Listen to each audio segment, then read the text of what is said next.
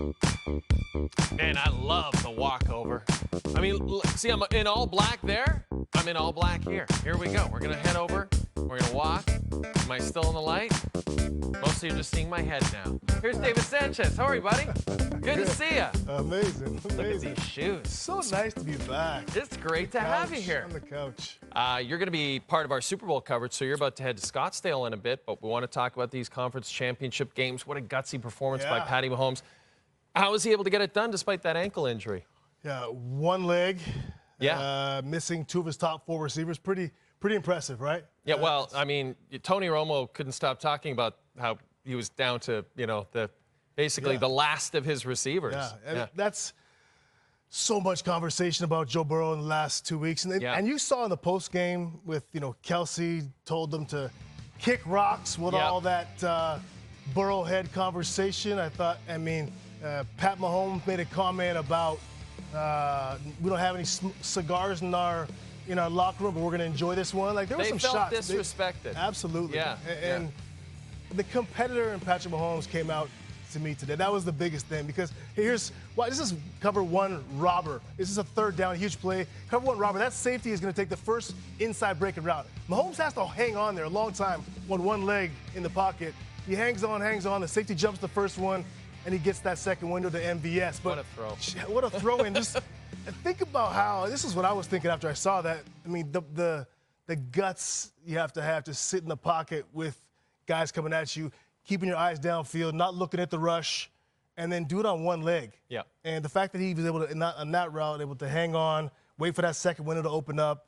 A lot of guys, healthy, young, athletic quarterbacks, a lot stronger than Pat Mahomes, wouldn't stand in there for that. So his competitive nature, it was impressive again today, obviously, and the talent. And it's sending him to the Super Bowl again over the Eagles. You have to think that if there isn't significant improvement to Mahomes' ankle, he's got 2 weeks. That's the good news. He's got a couple of weeks to heal that ankle up. But if there isn't significant improvement, he's going to have an even tougher time against this Philly defense, you think? They're good, front to back. They're rolling. They had 4 guys, double-digit sacks. They're rolling 8 deep on that defensive line. So they're a handful. And what I love about them is not only do they have that great front, but they're secondary too. They're vets. Bradbury and Slay on the corners. They're just in that sweet spot. They've been around long enough to where they're great in zone. They're great at reading routes.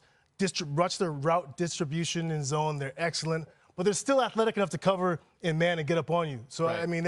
I think the combination, and out of all the teams left in the playoffs, the Final Four, there's some good defenses, including San Fran. I might like the Eagles' defense the best for that reason. San Fran has a great front, but their back end wasn't as talented or isn't as talented as that Eagles. So just watching them fly around, Jonathan Gannon, their DC, able to mix things up, and they're just really good, and they don't give up big plays. No, there's a lot of talk about the conference championships becoming neutral site games. Yeah. We know the Super Bowl's a neutral site game. So what's your early angle in this Eagles-Chiefs matchup?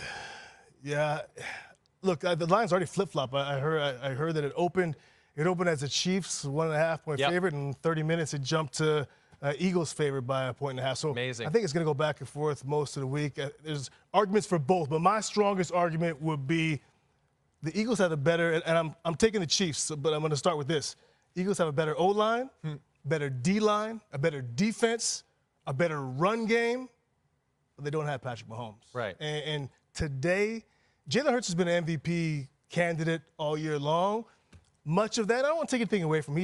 He's been excellent. He doesn't get injured at the end of the season. I think it's a lock for sure, right? Yeah, there you go. He's been excellent. He could have won the MVP. Yeah.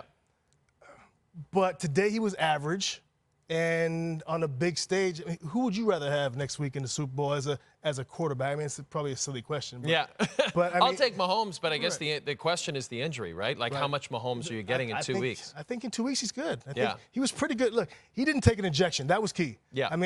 When I was banged up, I would take an injection pretty much anytime it would help me get over the hump, especially my older years. But for him to not take an injection with that injury, it told me he was pretty healthy. Now he has 2 more weeks. So Eagles are a better team, but they don't have maybe one of the best quarterbacks to ever do it. And I think That's the big difference. I can't wait. It's a great matchup. great. And we've only got 13 more days to talk about it, Davis.